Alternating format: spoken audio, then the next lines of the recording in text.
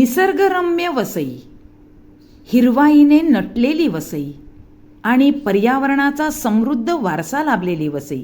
मात्र गेल्या काही दशकांत वाढते शहरीकरण, बेसुमार कॉन्क्रिटीकरण, अनधिकृत बांधकामे आणि विविध विकास प्रकल्पांमुळे वसईच्या या हिरव्या अस्तित्वावरच प्रश्नचिन्ह निर्माण झाले आहे. एकेकाळी भात शेती, मोकळी मैदाने, डोंगर, तलाव, खाडी, नद्या आणि हिरवाईने व्यापलेल्या वसई विरार पट्ट्यात आज मोठ्या प्रमाणात कॉन्क्रीटचे जंगल उभे राहत आहे. परिणामी पावसाळ्यात पूरस्थिती, वाहतूक कोंडी, अपुरा पाणी पुरवठा, निकृष्ट रस्ते आणि पर्यावरणाचा ऱ्हास अशा अनेक समस्यांना नागरिकांना सामोरे जावे लागत आहे. याच पार्श्वभूमीवर वसईचा हिरवेपणा आणि पर्यावरण वाचवण्यासाठी पुन्हा एकदा लोक चळवळीची हाक देण्यात आली आहे. स्थानिक नागरिक, तरुण आणि पर्यावरणप्रेमी पुन्हा एकत्र येत असून हरित वसई चळवळीची नव्याने बांधणी करण्यास सुरुवात झाली आहे.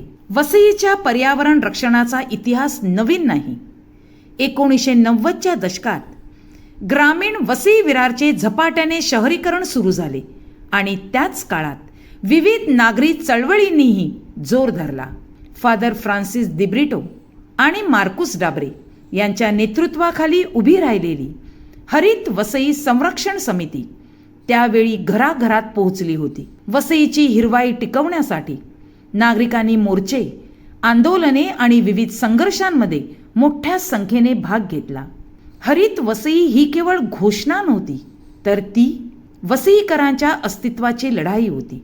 मात्र कालांतराने या चळवळीची गती मंदावली आणि पर्यावरणाशी संबंधित अनेक प्रश्न पुन्हा प्रलंबित राहिले. वसईच्या पश्चिम पट्ट्यातून टँकरद्वारे होणाऱ्या पाणी उपशाविरोधातही नागरिकांनी आवाज उठवला. वाढत्या शहरीकरणामुळे बोरवेल आणि विहिरींवर निर्माण होणारा ताण यावरही आंदोलने झाली. तसेच सिडको हटाव वसई बचाव, BMRDA आराखड्या विरोधातील आंदोलन, तसेच वसईतील 52 ग्रामपंचायतींना महापालिकेत सामावून घेण्याच्या निर्णयाविरोधातील संघर्ष अशा अनेक चळवळी वसईने अनुभवल्या आहेत.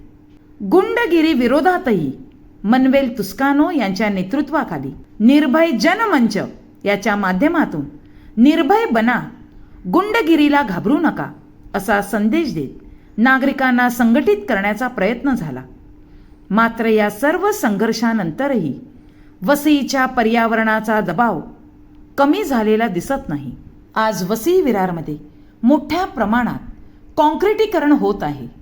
अनधिकृत बांधकामे, नैसर्गिक नाले आणि पाण्याचे प्रवाह अडवले जाणे, मोकळ्या जागांचे कमी होणे आणि हिरवळीचा ऱ्हास यामुळे पावसाळ्यात पाणी साचण्याच्या समस्या गंभीर होत आहेत. ज्या जमिनीवर पाणी मुरायचे तिथे आता कॉन्क्रीट आहे.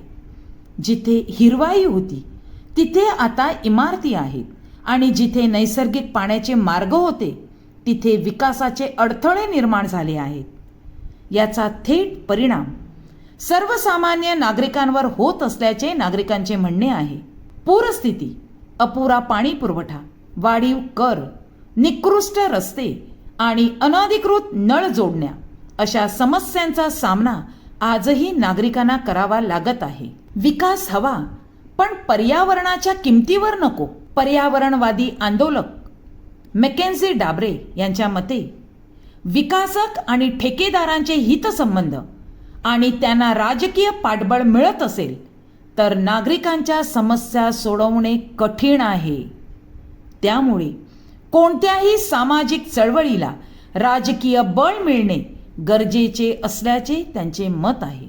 सामाजिक कार्यकर्त्या डॉमिनिका डाब्रे यांनी महापालिकेत समाविष्ट झालेल्या गावांचे पारंपरिक स्वरूप आणि हिरवाई टिकवण्यासाठी FSIच्या मुद्द्यावर पुनर्विचार करण्याची मागणी केली आहे. गावांमध्ये पूर्वी असलेला 0.33 FSI कायम ठेवला तर गावांचा हिरवेपणा आणि नैसर्गिक समतोल टिकवण्यास मदत होईल अशी त्यांची भूमिका आहे. वसईकरांनी पुन्हा रस्त्यावर उतरण्याची वेळ आली आहे. तब्बल 5-6 वर्षाच्या प्रशासकीय राजवटीनंतर निवडणुका झाल्या. मात्र त्यानंतरही करवाढ, अनधिकृत नळ जोडण्या आणि निकृष्ट रस्ते यासारख्या समस्या कायम असल्याचे सामाजिक कार्यकर्ते मिलिंद खानोलकर यांनी म्हटले आहे. वसईचा भूमिपुत्र समस्यांमध्ये भरकटला जात आहे. त्यामुळे पुन्हा एकदा नागरिकांनी रस्त्यावर उतरण्याची गरज निर्माण झाली आहे, अशी भूमिका त्यांनी व्यक्त केली. साहित्यिक सायमन मार्टिन यांनीही समाजामध्ये चळवळ करणारे लोक असतील तर समाज जिवंत राहतो असे सांगत नागरिकांनी एकत्र येऊन दबाव गट निर्माण करण्याचे आव्हान केले आहे. तर कुमार राऊत यांनी सामाजिक प्रश्न सातत्याने प्रशासनासमोर मांडण्याबरोबरच त्यांचा सातत्याने पाठपुरावा करण्याची गरज व्यक्त केली. जॉन परेरा आणि प्राध्यापक विन्सेंट परेरा यांनीही वसई वाचवायची असेल तर सर्वांनी एकत्र येऊन पुन्हा संघर्ष करण्याची गरज असल्याचे स्पष्ट केले. वसईकरांना विकास नको आहे असे नाही. रस्ते हवेत, चांगली घरे हवेत, पाणी हवे, सार्वजनिक सुविधा सुद्धा हव्यात, रोजगार सुद्धा हवा आणि आधुनिक शहरही हवे. पण प्रश्न आहे तो विकासाच्या दिशेचा विकास कशा पद्धतीने करावा. जर विकासाच्या नावाखाली शेती, तलाव, डोंगर, पाणवठे, मोकळ्या जागा आणि हिरवळ नष्ट होत गेली तर भविष्यात वसईची ओळखच बदलण्याची भीती आहे.